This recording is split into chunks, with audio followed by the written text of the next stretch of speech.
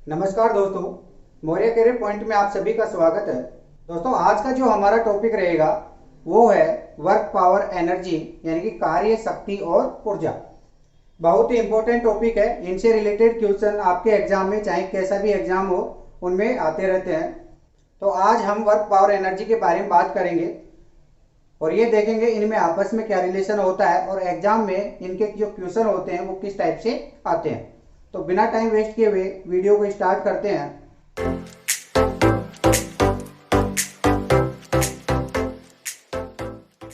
तो सबसे पहले बात करते हैं यहाँ पर कार्य के बारे में, यानी कि वर्क के बारे में।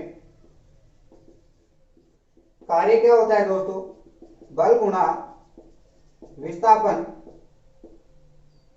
यानी फोर्स इनटू डिस्प्लेसमेंट।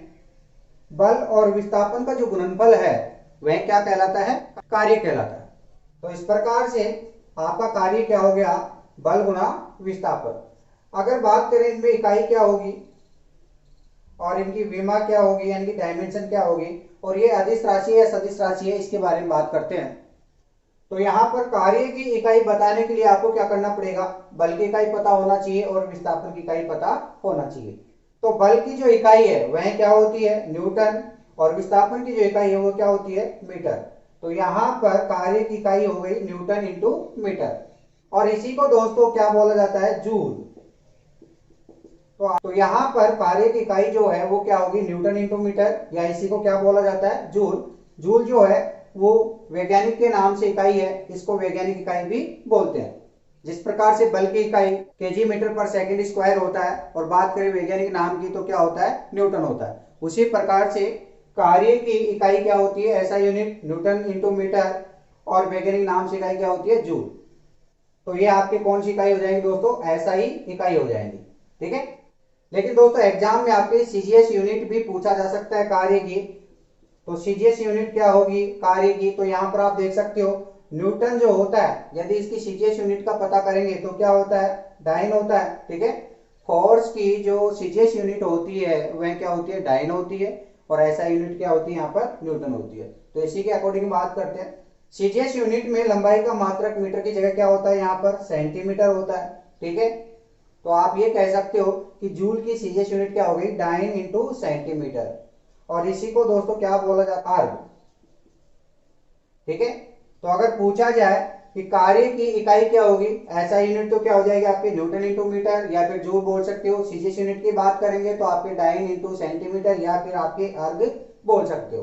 बहुत बार आपके एग्जाम में पूछा जाता है कि कार्य की जो सीजीएस यूनिट है वो क्या होती है? अर्ग होती है। और कई बार क्वेश्चन ये भी पूछ लिया जाता है कि एक जूल में कितने अर्ग होते हैं। तो यहां पर आप देख सकते हो जो जूल होता है वो क्या होता है? न्यूटन इंटू मीटर होता है। तो आप ये कह सकते हो एक जूल बराबर एक न्यूटन इंटू मीटर। और इसको अगर आप कन्वर्ट करोगे, एक न्यूटन में कितने डायन होते हैं? 10 की पावर 5 डायन होते हैं, इंटू एक मीटर में कितने सेंटीमीटर होते हैं? तो मीटर की जगह क्या लिख सकते हो आप? 10 की पावर 2 सेंटीमीटर। ठीक है। तो इनको अपन ने कन्वर्ट कर दिया। एक न्यूटन में 10 की पावर 5 डायन होते हैं, और एक मीटर में 10 की पावर 2 सेंटीमीटर होते हैं। तो 10 की पावर 5 और 10 की पावर 2 टोटल कितना हो जाएगा आपके? 10 की पावर 7 डाइन इंटू सेंटीमीटर। और डाइन इंटू सेंटीमीटर को क्या कहते हैं दोस्तों? अर्ग। तो यहां पर आप कह सकते हो 10 की पावर 7 क्या हो जाएगा? अर्ग हो जाएगा। ये किसके बराबर होगा? एक जूल के बराबर। तो कई बार डायरेक्ट पूछा जाता है कि एक जूल में कितने अर्ग होते हैं, तो आप कह सकते हो 10 की पावर 7। या दोस्तों इसके विपरीत पूछा जाए कि एक अर्ग में कितने जूल होते हैं, इसके विपरीत पूछ लिया जाए एक अर्ग में कितने जूल होंगे, तो 10 की पावर 7 अगर दूसरी तरफ आएंगे तो पावर क्या हो जाएगी? माइनस, यानी 10 की पावर -7 जूल। ठीक है। इस प्रकार से भी क्वेश्चन पूछा जा सकता है। अब बात करते हैं इसकी विमा की, यानी कि डायमेंशन। डायमेंशन क्या होगी? तो यहां पर आप देख सकते हो न्यूटन इंटू मीटर है, और न्यूटन किसका मात्रक है? बल का। और बल की विमा क्या होती है? m1L1T-2। और ये किससे मल्टीप्लाई हो रहा है? मीटर से। मीटर क्या है? लेंथ है। जब लेंथ लेंथ से मल्टीप्लाई होगी तो यहाँ पावर कितनी हो जाएगी? लेंथ की 2 हो जाएगी। तो यहाँ पर जो कार्य है, वर्क है, उसकी विमा यानी कि डायमेंशन हो जाएगी m1L2T-2। और अगर पूछा जाए कि कार्य अदिश राशि है या फिर सदिश राशि है, तो यहां पर आप देख सकते हो बल गुणा विस्थापन है। जो बल होता है ये सदिश राशि होती है, और सदिश को क्या मान के चलते हैं? नेगेटिव, यानी कि माइनस। और विस्थापन भी कैसी राशि है, सदिश राशि है, इसको भी क्या मान के चलते हैं, नेगेटिव माइनस। अगर दोनों को मल्टीप्लाई करेंगे माइनस माइनस क्या हो जाता है दोस्तों, प्लस। और प्लस का मतलब ये कैसी राशि होगी, अदिश राशि, स्केलर क्वांटिटी। ठीक है, तो कार्य के बारे में जरूर ध्यान रखना कि ये कैसी राशि है, अदिश राशि है। अब बात करते हैं यहां पर शक्ति के बारे में, यानी कि पावर के बारे में बात करते हैं कि पावर क्या होता है।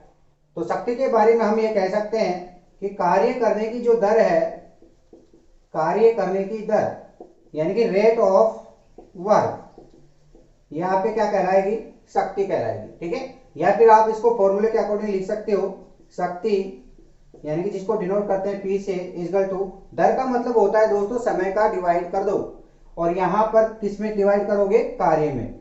तो शक्ति बराबर क्या हो जाएगा, कार्य बटा समय, यानी कि वर्क बटा टाइम। ठीक है, तो यहां पर आपका एक शक्ति का फॉर्मूला मिल चुका है। अब इसमें बात करते हैं इसकी इकाई क्या होगी, शक्ति की इकाई क्या होगी। तो यहां पर आप बता सकते हो शक्ति की इकाई किस प्रकार से निकलेगी। कार्य की जो इकाई होती है वो क्या होती है दोस्तों, जूल होती है। ठीक है, बटे में समय है, समय की ऐसा यूनिट क्या होती है, सेकंड। तो इसकी जो इकाई हो गई क्या होगी, जूल पर सेकंड। और दोस्तों इसी को बोला जाता है W यानी कि वाट। ठीक है, शक्ति की जो इकाई है वो वाट भी होती है। तो यहां पर ये दोनों इकाइयां कैसी होंगी, ऐसा यूनिट यानी कि ऐसा इकाई होंगी, चाहे जूल पर सेकंड बोलो या फिर वाट बोलो, दोनों के दोनों जो है वो आपके ऐसा यूनिट होंगी। अब बात करते हैं शक्ति की विमा यानी कि डायमेंशन क्या होगी। तो आप बता सकते हो इसकी डायमेंशन क्या होगी, कार्य बटा समय, इसका जो फॉर्मूला है, और कार्य की डायमेंशन अपने को पता है क्या है, m1L2T-2। समय बटे में है तो t की पावर -1 होगी, और यहां पर t की पावर पहले से -2 है, तो -2 -1 टोटल कितनी हो जाएंगी दोस्तों, -3 हो जाएंगी। तो इसकी डायमेंशन क्या हो जाएगी, m1L2T-3। ठीक है, और अगर पता करें कि अदिश राशि या फिर सदिश राशि है, तो आप यहां पर देख सकते हो जो कार्य है वो किस प्रकार की राशि है, पॉजिटिव यानी कि अदिश राशि है, और समय कैसी राशि है, पॉजिटिव यानी कि अदिश राशि है। जब किसी पॉजिटिव संख्या में पॉजिटिव संख्या का भाग दिया जाता है तो हमेशा पॉजिटिव संख्या ही प्राप्त होती है। पॉजिटिव किसको मान के चल रहे हैं दोस्तों, अदिश राशि यानी स्केलर क्वांटिटी को। तो यहां पर आप कह सकते हो कि कैसी राशि होगी, अदिश राशि होगी, यानी स्केलर क्वांटिटी होगी। ठीक है दोस्तों, और यहां पर एक क्वेश्चन और बनता है दोस्तों, यहां पर पूछा जाता है KWH, KWH क्या होता है। ठीक है, ये एक इकाई होती है, किसकी इकाई होती है, कार्य की होती है या फिर शक्ति की होती है। यहां पर बहुत बड़ा कंफ्यूजन होता है, क्योंकि स्टूडेंट W को देखते ही, वाट को देखते ही ये डिसाइड कर लेते हैं कि ये किसकी इकाई होगी, शक्ति की यानी कि पावर की, जबकि ऐसा नहीं है। क्योंकि यहां पर W के साथ में क्या है, H मल्टीप्लाई में हो रहा है, H का मतलब R यानी कि घंटा। ठीक है, मतलब यहां पर W जो है वो किसकी इकाई है, P यानी कि शक्ति की, और H किसकी इकाई है दोस्तों, टाइम की। ठीक है, जहां पर शक्ति गुणा टाइम हो, तो यहां पर देखिए शक्ति गुणा टाइम किस में बनेगा, अगर आप फॉर्मूले के अकॉर्डिंग देखो, शक्ति को यदि टाइम से मल्टीप्लाई करें तो ये किसके बराबर होगा, कार्य के। तो आप ये कह सकते हो कार्य बराबर शक्ति गुणा समय। ठीक है दोस्तों, तो यहां पर शक्ति गुणा समय जो है वो क्या कहलाएगा, कार्य कहलाएगा। और यहां पर इकाई देख सकते हो, जो वोट होती है वो शक्ति की इकाई है, और जो घंटा होता है वह टाइम की इकाई है। तो दोनों का मल्टीप्लाई किसके बराबर होगा, कार्य के। यानी कि ये जो इकाई है वो किसकी इकाई है दोस्तों, KWH जो इकाई होगी वो आपकी होगी कार्य की इकाई। तो यहां पर इस चीज को ध्यान में रखना है, KWH यानी कि किलोवाट घंटा। अब ये तो पता चल गया कि KWH जो है कार्य की इकाई है, लेकिन कार्य की जो SI इकाई है वो क्या है, जूल है। तो ये क्वेश्चन भी पूछा जा सकता है कि एक KWH में कितने जूल होते हैं। तो यहां पर आप कन्वर्ट कर सकते हो, क्योंकि SI यूनिट में जो टाइम होता है वह किस में होता है, सेकंड में होता है। तो आप इसको कन्वर्ट कर सकते हो। यहां पर K का मतलब होता है दोस्तों किलो, किलो में क्या होता है, 10 की पावर 3 होता है। ठीक है, किलो का मतलब 1000। W यहां पर शक्ति का मात्रक है, इसको आप क्या लिख सकते हो, W को J बटा H यानी कि जूल पर सेकंड इनटू H मतलब होता है घंटा R, और एक घंटे में कितने सेकंड होती हैं ये आप जानते हो कितनी होती है, 3600 सेकंड होती है। तो यहां लिख सकता हूं 3600 सेकंड।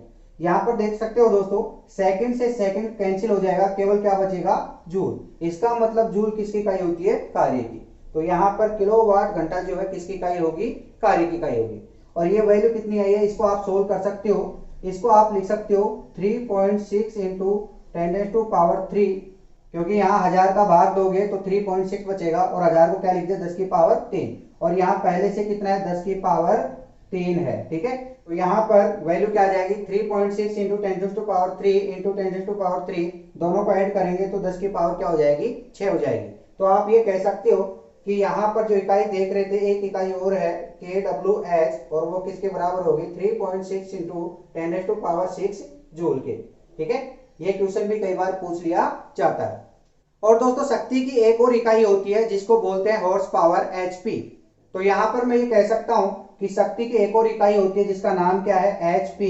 HP का मतलब हॉर्स पावर, जिसको हिंदी में बोलते हैं अश्व शक्ति। हॉर्स का मतलब घोड़ा, और घोड़े को क्या बोलते हैं, अश्व। यानी कि घोड़े की जो शक्ति होती है उसको मेजर करते हैं किसमें, HP में। ठीक है, और एक HP बराबर कितने वाट होंगे, तो आपका आंसर होना चाहिए 746 वाट। ये क्वेश्चन भी आपके कई बार एग्जाम में पूछ लिया जाता है, तो इन चीजों का आपको ध्यान रखना है। तो यहां पर अपन ने ये देखा कि कार्य और शक्ति, इन दोनों में एक दूसरे में क्या रिलेशन है।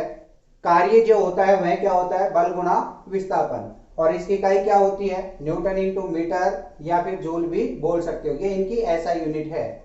अगर सीजीएस यूनिट की बात करेंगे तो क्या होगा, आपके अर्ग होगा, और अन्य इकाई की बात करेंगे तो क्या होगा, आपके kWh भी होगा। एक जूल में कितने अर्ग होते हैं, तो आपका आंसर क्या होगा, 10⁻7 अर्ग होता है। और एक kWh में कितने जूल होते हैं, 3.6 इंटू 10⁻6 जूल होते हैं। कार्य की विमा आप बता सकते हो m1L2T-2 होती है, और ये एक प्रकार की अदिश राशि होती है।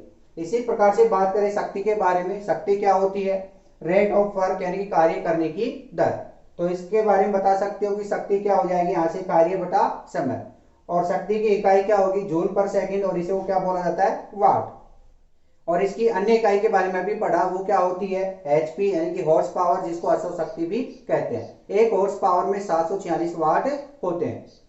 और शक्ति की विमा यानी कि डायमेंशन की बात करें, m1L2T-3 होता है, और ये अदिश राशि होती है, क्योंकि यहाँ पर कार्य और समय दोनों के दोनों अदिश राशियां हैं। तो अदिश राशि में जब किसी अन्य अदिश राशि का भाग दिया जाता है तो हमेशा अदिश राशि ही प्राप्त होती है। ठीक है दोस्तों, अब हम बात करने वाले हैं ऊर्जा के बारे में, यानी कि एनर्जी के बारे में। तो ऊर्जा के बारे में देखते हैं, ऊर्जा क्या होती है। तो यहां पर ऊर्जा मतलब एनर्जी, कार्य करने की क्षमता होती है, यानी कि कैपेसिटी होती है। कार्य करने की कैपेसिटी को क्या कहते हैं, ऊर्जा कहते हैं। दोस्तों ध्यान रखना, कार्य करने की दर को शक्ति कहते हैं, और कार्य करने की जो क्षमता है, कैपेसिटी है, उसको क्या कहते हैं, ऊर्जा कहते हैं। यानी कि एक प्रकार से देखा जाए तो ऊर्जा क्या है, कार्य का ही रूप है, या फिर इसका विपरीत बोल सकते हैं, जो कार्य है वो ऊर्जा का ही एक रूप होता है। इसका मतलब अगर हम बात करें ऊर्जा की इकाई की, तो यहां पर किसकी इकाई के बारे में बात करेंगे, कार्य की इकाई के बारे में। जब भी आपसे क्वेश्चन ऊर्जा के बारे में पूछा जाए, आपको आंसर किसके बारे में बताना है, कार्य के बारे में। अगर पूछा जाए ऊर्जा की इकाई बताओ, तो आपको किसकी इकाई बतानी है, कार्य की इकाई। और कार्य की इकाई आप जानते हैं दोस्तों क्या होता है, न्यूटन इंटू मीटर, या फिर आप इसको जूल भी कह सकते हो। अगर पूछा जाए ऊर्जा की विमा क्या होगी, यानी कि डायमेंशन क्या होगी, तो आपको क्या बताना है, कार्य की डायमेंशन क्या होती है, m1L2T-2। तो ये इसकी डायमेंशन हो जाएगी। और ये अदिश राशि है, सदिश राशि है, ये भी बता सकते हो कि कार्य कैसी राशि है, अदिश राशि है। तो यहां पर आप कह सकते हो ऊर्जा जो है वो कैसी राशि होगी, अदिश राशि यानी कि स्केलर क्वांटिटी होगी।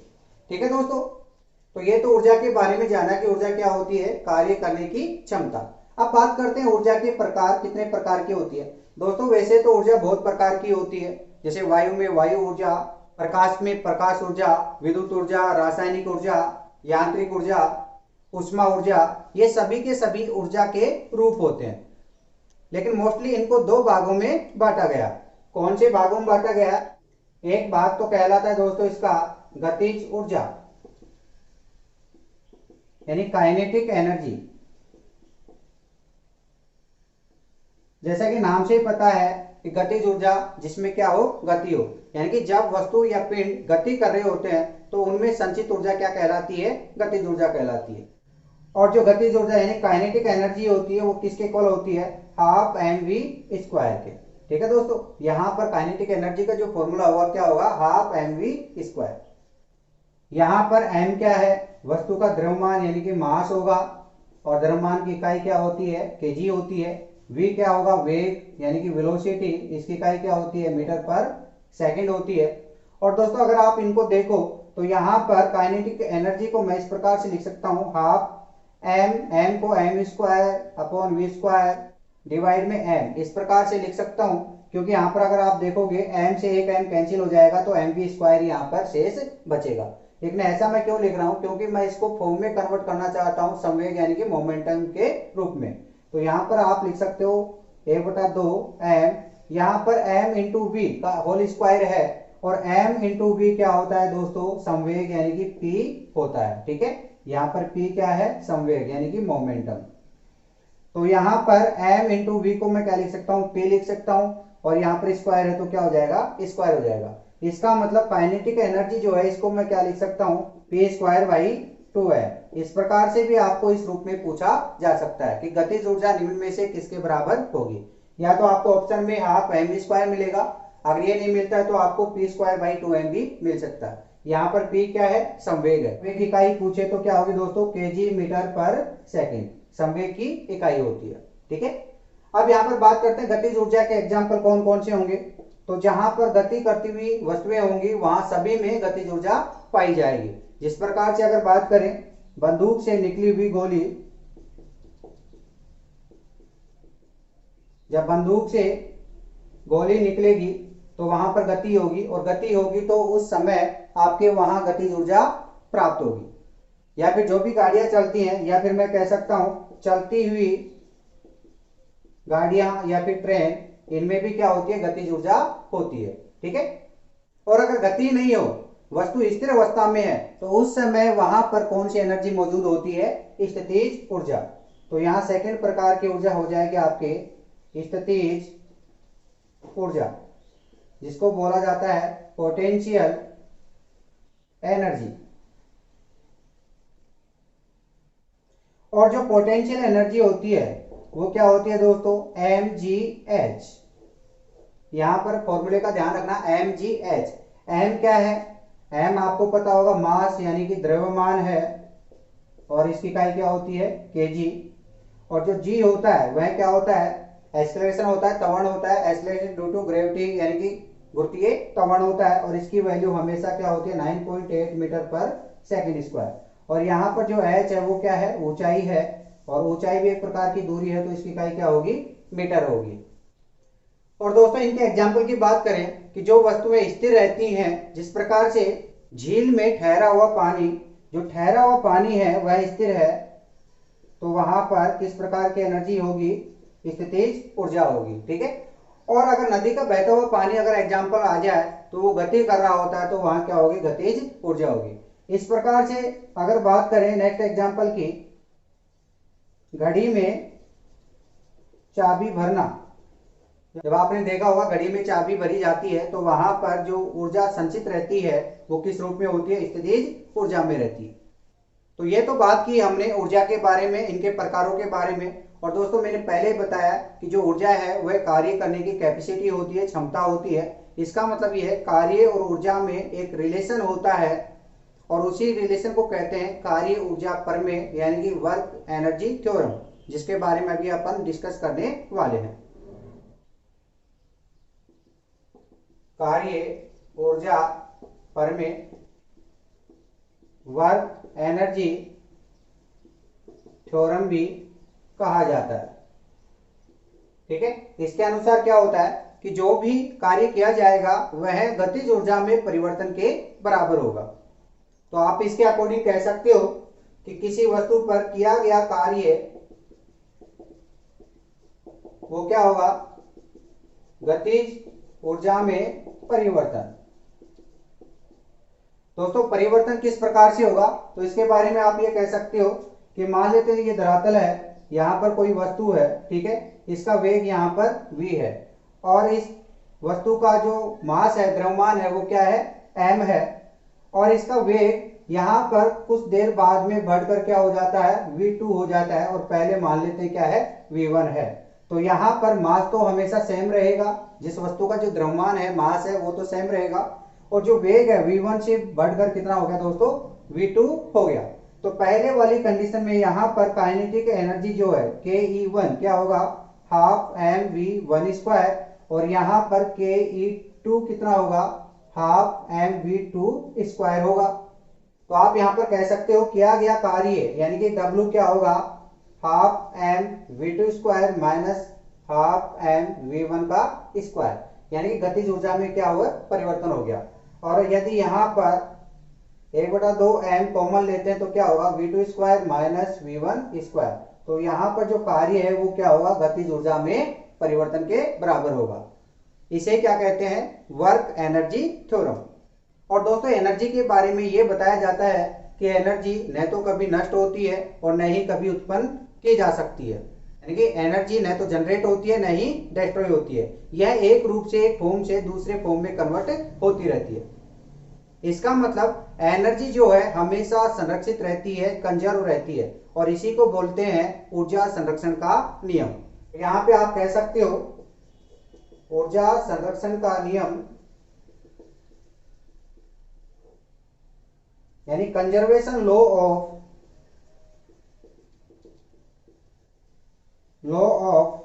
एनर्जी। ऊर्जा न तो नष्ट होती है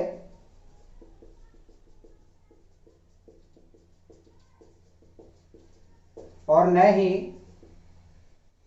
उत्पन्न होती है, यह क्या होती है, एक रूप से दूसरे रूप में परिवर्तित होती रहती है, यानी कि चेंज होती रहती है। ठीक है दोस्तों, इसी को क्या कहते हैं, ऊर्जा संरक्षण का नियम। तो कौन सी ऊर्जा किस ऊर्जा में कन्वर्ट होती है, तो उनके बारे में देखते हैं और यही क्वेश्चन आपके एग्जाम में पूछे जाते हैं। जिस प्रकार से अगर मैं बात करूं कि एक माचिस को जब जलाते हैं तो वहां पर कौन सी ऊर्जा किस ऊर्जा में कन्वर्ट हो रही है, या फिर जो विद्युत मोटर होती हैं वो किस ऊर्जा को किस ऊर्जा में कन्वर्ट करती हैं, इस प्रकार से आपके क्वेश्चन पूछे जा सकते हैं। तो उनके बारे में बात कर लेते हैं। तो ऊर्जा का रूपांतरण देखते हैं।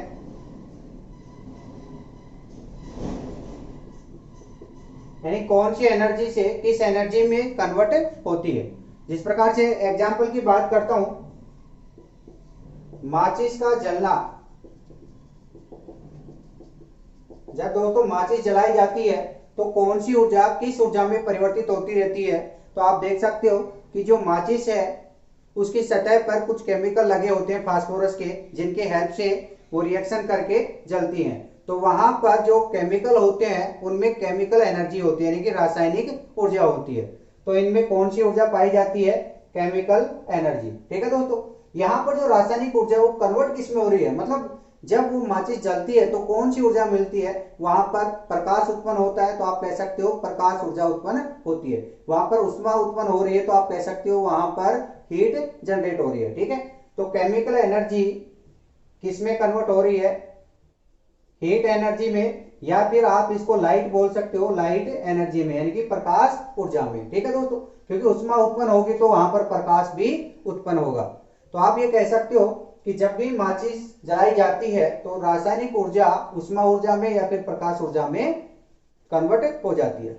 नेक्स्ट एग्जांपल की बात करें, मोमबत्ती का जलना, जब मोमबत्ती जलाई जाती है तो कौन सी ऊर्जा किस ऊर्जा में परिवर्तित होती है। तो आप देख सकते हैं कि मोमबत्ती में मोम होता है, वैक्स होता है और उसमें केमिकल होते हैं जो कि कार्बनिक रसायन होते हैं। ठीक है, तो यहां पर भी रासायनिक ऊर्जा यानी कि केमिकल एनर्जी किसमें कन्वर्ट हो रही है, हीट उत्पन्न हो रही है और प्रकाश भी उत्पन्न हो रहा है। तो हीट एनर्जी और लाइट एनर्जी यानी कि प्रकाश ऊर्जा में परिवर्तित हो रही है। इसी प्रकार से बात करें बल्ब के बारे में, तो यहाँ पर बल्ब का क्या काम होता है, बल्ब जो होता है कौन सी एनर्जी को किस एनर्जी में कन्वर्ट करता है। बल्ब जलता किसके कारण है, इलेक्ट्रिक करंट यानी कि बिजली के कारण। तो बल्ब क्या करेगा, यहाँ पर इलेक्ट्रिकल एनर्जी को यानी विद्युत ऊर्जा को किस में कन्वर्ट करेगा? जब बल्ब जलता है तो क्या उत्पन्न होता है? प्रकाश यानी कि लाइट एनर्जी। तो यहाँ पर बल्ब के बारे में आप देख सकते हो, यह इलेक्ट्रिकल एनर्जी को लाइट एनर्जी में कन्वर्ट करता है। इसी प्रकार से अगर बात करें विद्युत हीटर, दोस्तों हीटर का क्या काम होता है? विद्युत हीटर यानी विद्युत से चलता है, तो ये क्या करेगा? आपकी इलेक्ट्रिकल एनर्जी को किस में कन्वर्ट करेगा? ऊष्मा प्रदान करता है या फिर प्रकाश प्रदान करता है? तो यहाँ पर लिख सकते हो आप हीट एनर्जी या फिर लाइट एनर्जी। ठीक है, ये काम किसका हो गया? विद्युत हीटर का। इसी प्रकार से देखते हैं फोटो इलेक्ट्रिकल सेल यानी कि प्रकाश विद्युत सेल। ये दोस्तों कौन सी एनर्जी को किस एनर्जी में कन्वर्ट करेगा? जो फोटो इलेक्ट्रिक सेल होते हैं वो सूर्य की एनर्जी से यानी कि सूर्य के प्रकाश से एनर्जी लेकर के वो आपके विद्युत उत्पन्न करते हैं। तो यहाँ पर आप कह सकते हो कि ये लाइट एनर्जी को किस में कन्वर्ट करते हैं? इलेक्ट्रिकल एनर्जी में। ठीक है दोस्तों, विद्युत ऊर्जा में। इसी प्रकार से अगर बात की जाए डायनामो की, डायनेमो दोस्तों एक मैकेनिकल डिवाइस है जो क्या करता है? विद्युत उत्पन्न करता है यानी कि बिजली उत्पन्न करता है। तो ये मैकेनिकल डिवाइस होने के कारण मैकेनिकल एनर्जी को यानी यांत्रिक ऊर्जा को किस में कन्वर्ट करेगा? ये विद्युत ऊर्जा में यानी कि इलेक्ट्रिकल एनर्जी में। और जो इसके विपरीत विद्युत ऊर्जा को मैकेनिकल ऊर्जा में कन्वर्ट करे उसे बोलते हैं दोस्तों मोटर, यानी विद्युत मोटर, इलेक्ट्रिकल मोटर। विद्युत मोटर क्या करेगी? इलेक्ट्रिकल एनर्जी को किसमें कन्वर्ट करेगी? मैकेनिकल एनर्जी में। ठीक है, क्योंकि विद्युत मोटर जो है वो विद्युत से चलती है यानी कि बिजली से चलती है, तो वहां पर विद्युत ऊर्जा को किसमें कन्वर्ट करेगी? मैकेनिकल एनर्जी में यानी कि यांत्रिक ऊर्जा में। इसी प्रकार से जो कारों में लगी होती है बैटरियां, वो क्या करती है? यहाँ पर कारों में लगी बैटरियां, बैटरियां दोस्तों क्या काम करती हैं? बैटरियों के अंदर केमिकल होते हैं, ठीक है, और उनसे वो बिजली उत्पन्न करते हैं। तो इसका मतलब आप कह सकते हो कि रासायनिक ऊर्जा से यानी कि केमिकल एनर्जी को किस में कन्वर्ट कर रही है? इलेक्ट्रिकल एनर्जी में। कौन? बैटरियां। जो बैटरी होती है वो क्या करती है? रासायनिक ऊर्जा को विद्युत ऊर्जा में कन्वर्ट करती है। इसी प्रकार से और एग्जाम्पल देखते हैं। इसी प्रकार से बात करते हैं सितार के बारे में, जो कि एक वाद्य यंत्र होता है जो बजाने के काम आता है। इसमें क्या होता है दोस्तों? सितार, जिसे ध्वनि उत्पन्न होती है, ठीक है, और सितार एक प्रकार के मैकेनिकल डिवाइस है यानी कि यांत्रिक उपकरण है। तो ये क्या करेगा? यांत्रिक ऊर्जा को ध्वनि ऊर्जा में परिवर्तित करेगा। तो यहाँ पर आप लिख सकते हो कि मैकेनिकल एनर्जी को किस में कन्वर्ट करेगा? साउंड एनर्जी में। ठीक है दोस्तों, तो ये काम हो गया आपके सितार का। इसी प्रकार से बात करें यदि लाउड स्पीकर की, लाउड स्पीकर क्या करता है? ये विद्युत से यानी कि बिजली से चलते हैं और इनसे आवाज उत्पन्न की जाती है, ठीक है, यानी कि ध्वनि ऊर्जा उत्पन्न की जाती है। तो यहां पर आप लिख सकते हो लाउड स्पीकर क्या करेगा? इलेक्ट्रिकल एनर्जी को किसमें कन्वर्ट करेगा? साउंड एनर्जी में। ठीक है, और यही काम दोस्तों यहाँ पर टेलीफोन का भी होता है। सेम फंक्शन यहाँ पर टेलीफोन का भी होता है, जो इलेक्ट्रिकल एनर्जी को किसमें कन्वर्ट करता है? साउंड एनर्जी में यानी कि ध्वनि ऊर्जा में।